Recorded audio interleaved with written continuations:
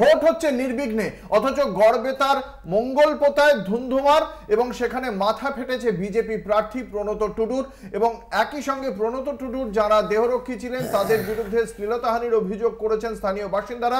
সব মিলিয়ে সর্বশেষ কি আপডেট রয়েছে জানবো। আমাদের সঙ্গে রয়েছেন আমাদের প্রতিনিধি ইন্দ্রাণী ব্যানার্জি। ইন্দ্রাণী এই মুহূর্তে রয়েছেন সেখানে, সরাসরি চলে যাব ইন্দ্রাণীর কাছে। ইন্দ্রাণী, সর্বশেষ কি আপডেট রয়েছে?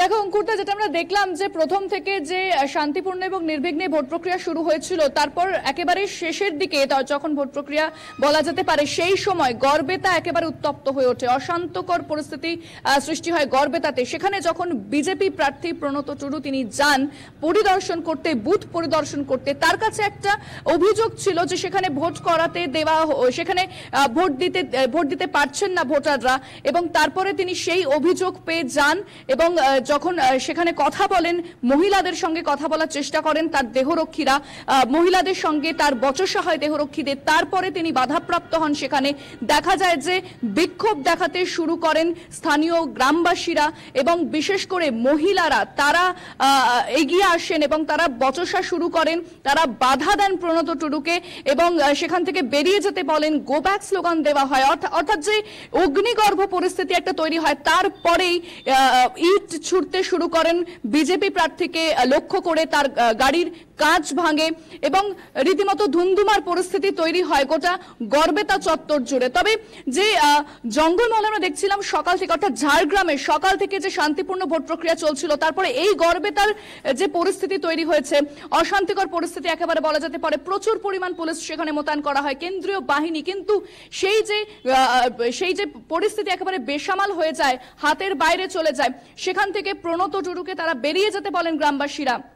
বিজেপি প্রার্থী তিনি অভিযোগ করেন যে এখানে ভোট দিতে দেওয়া হচ্ছে না, গ্রামবাসীরা ভোট দিতে পারছেন না। সেই অভিযোগ পেয়ে তিনি সেখানে গিয়েছিলেন এবং তাকে আক্রান্ত হতে হয়, তাকে মার খেতে হয়, তার মাথা ফাটে, তারপর গড়বেতা গ্রামীণ হাসপাতালে তাকে নিয়ে যাওয়া হয়। টুডু ভারতীয় জনতা পার্টির প্রার্থী, এবার সবচেয়ে বেশি এইবারের দফায়, ষষ্ঠ দফায় সবচেয়ে বেশি কেন্দ্রীয় বাহিনী, তিনি বলছেন যে ভালো করে ভোট হচ্ছে না, তার মানে কেন্দ্রীয় বাহিনীও কি সবচেয়ে মানে ভোটটা ভালো করে করাচ্ছে না, এবং কেন্দ্রীয় বাহিনীর জওয়ান আক্রান্ত হচ্ছেন, তিনি আক্রান্ত হচ্ছেন গ্রামবাসীদের দ্বারা, তিনি কি যথেষ্ট সংখ্যক ফোর্স নিয়ে তিনি ওই জায়গায় যাননি? কি বক্তব্য প্রণত টুডুর?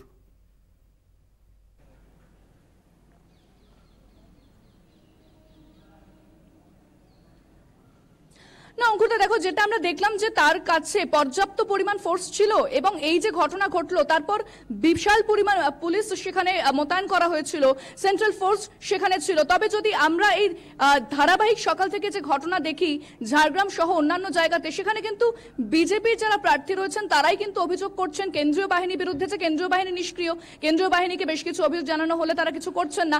এমনকি নির্বাচন কমিশনের বিরুদ্ধেও তারা বেশ কিছু প্রশ্ন তুলেছেন যে নির্বাচন কমিশনের দ্বারস্থ হয়েও কিন্তু কোনো সমস্যার সমাধান হয়নি। তবে প্রণত টুডু তিনি বলছেন যে এই মুহূর্তে নির্বাচন কমিশনে সেই বিষয়টা জানাবেন কিনা সেটা জানেন না, তবে তিনি এখনো পর্যন্ত হাসপাতালে রয়েছেন, তিনি সুস্থ রয়েছেন, তবে আহত হয়েছেন, তার মাথা ফেটেছে, তার সঙ্গে যে দেহরক্ষীরা ছিলেন তারাও আহত হয়েছেন।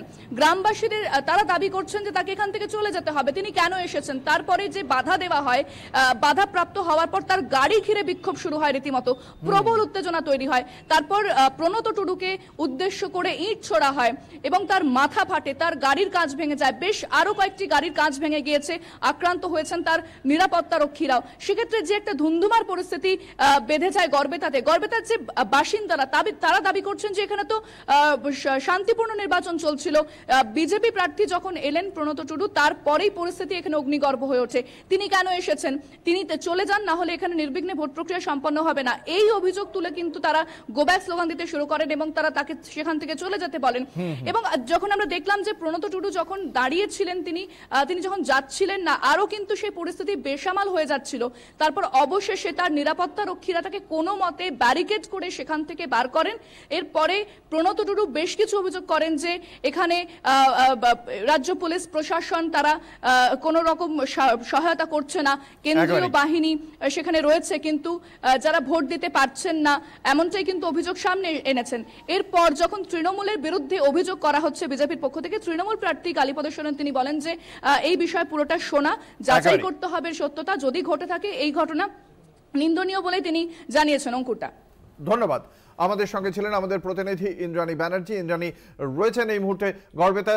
তৃণমূল কংগ্রেসের প্রার্থী কালীপদ সোরেন তিনি এই ঘটনার প্রেক্ষিতে কি প্রতিক্রিয়া দিয়েছেন শোনাবো।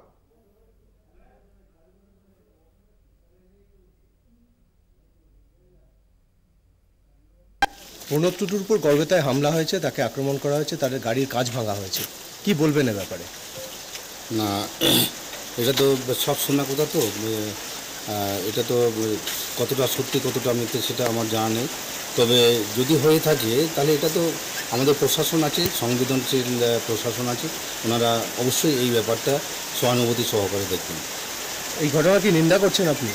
হ্যাঁ, অবশ্যই নিন্দনীয়, কারণ যেখানে গণতান্ত্রিক পদ্ধতিতে আমাদের ভোট হচ্ছে সব জায়গায় শান্তিপূর্ণ হবে, সেখানে এই সমস্ত ঘটনা কিন্তু নিন্দনীয় ঘটনা। এটা কি আপনাদের দলের লোক করেছে?